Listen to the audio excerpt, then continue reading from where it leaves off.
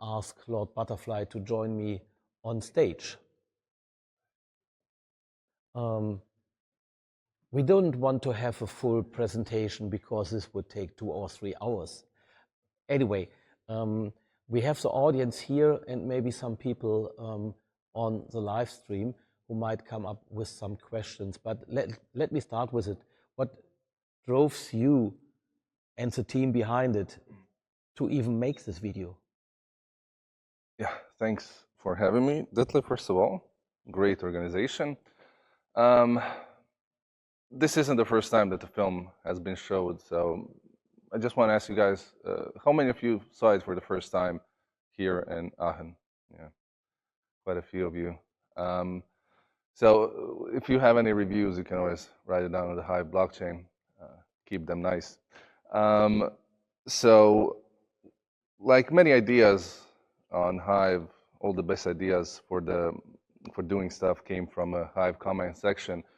I wanted to kind of see if it would be possible to take a story that happened only on the blockchain, only on the internet, and kind of see if it would be transferable to a medium like film. Kind of have this approach to a lot of things when it comes to Hive and technology, that if you can think it, you can probably do it. So I guess it's good that I want to make a film and not go into medicine or something. That's a joke. So it was very tough at first trying to put this project to fruition, because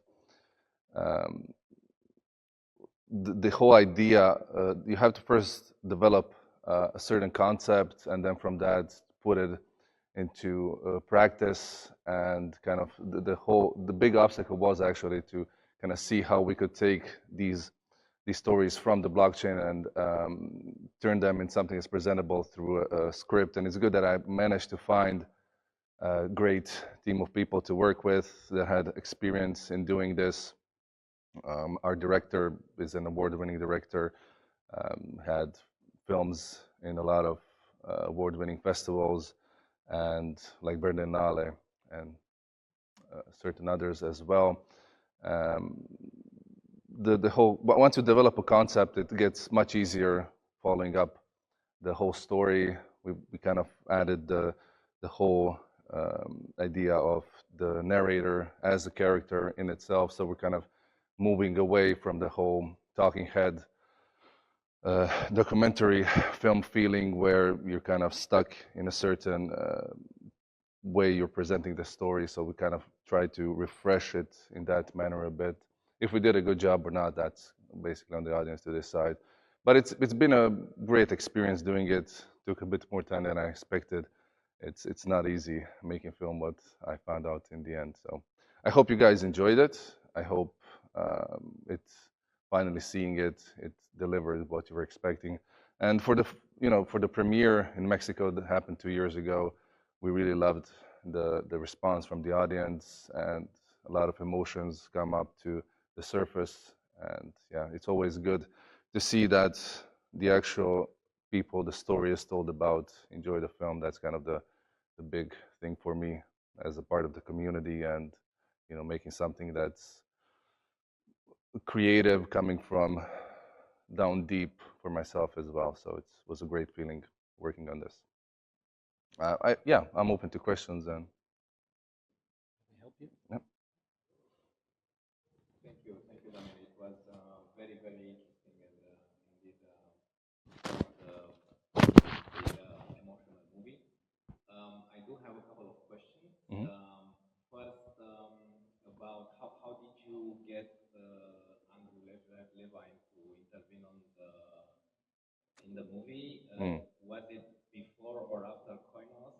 And now that Koinos is about to fold up, are the guys that left for Koinos going to come back to Hive? That would be great, I think. That's my first question, but I have others. Well, for the second question, I don't think I have an exact answer for you. That would be something you would have to ask Andrew himself. But he was very open to talking with us when we started trying to figure out who we're going to invite.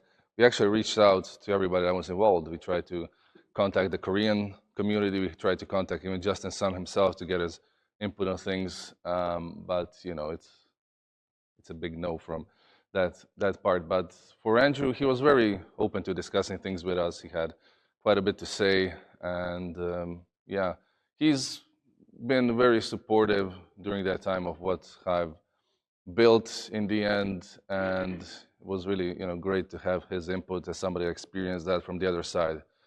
In many ways, he as head of communications for Steemit, they did experience a part of the backlash, maybe unjustifiably, during that time, while they were feeling as part of the community. So they were between two fires in a sense. So I think his perspective was valuable in that way.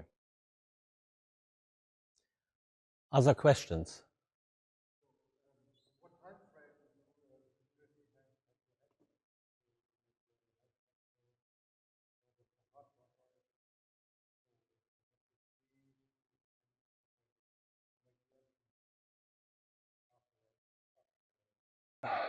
Well, it was a couple of months, I think, of the war between him.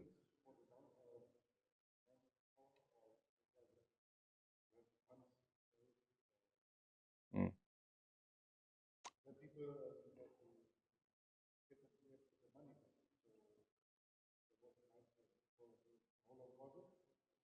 Well, do you mean for the actual lawsuit that came? Yeah, but it took a good amount of time, more than a year, to get the funds back. Of course, I mean, he eventually did lose the lawsuit, but not all the funds were returned. Some people, for some reason, weren't a part of the lawsuit themselves, so he got to keep some money. But the big important thing was that that actual law applied new approach to how they see blockchain and cryptocurrency working in regards to the forks that he committed to steal the money. So they didn't accept that as a normal function of the blockchain. They saw it in a malicious manner, which was quite a big deal for us as well. And that funds are now probably all stored on Hive. The Steam was sold. That's a good thing always. So, any more questions? Wait a second. Wait. We have an issue because if you don't talk in this microphone, people don't hear you. If you don't talk in this microphone as well, we don't hear you online. So it's just a little bit. Hi. Has the movie been seen by people outside of Hive? If yes, what's the proportion between Hivians viewing the movie and other people? And what was their reaction and what feedback did you get from them?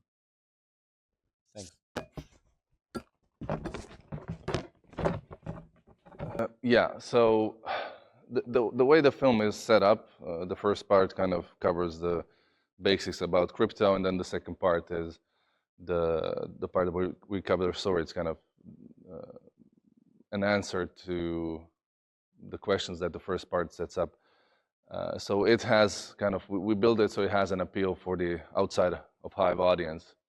For the percentage of people who saw it, probably like 10% was Hive, and then 90% were these other viewers. We sent it out to a lot of industry professionals to view it, to review it, to maybe see if they would, pick it up and show it on streaming services. That's still being worked on as well.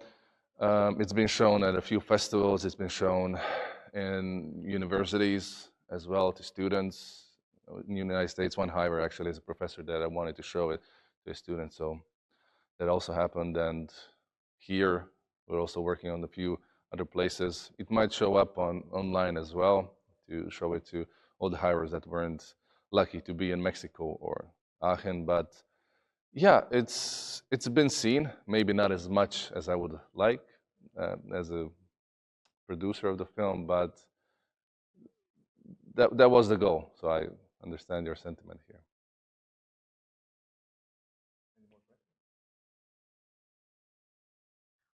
Okay, we will keep some more questions for the panel or for later on or for the beer evening, we will see. So thank you. We will see you later on stage again. But wait.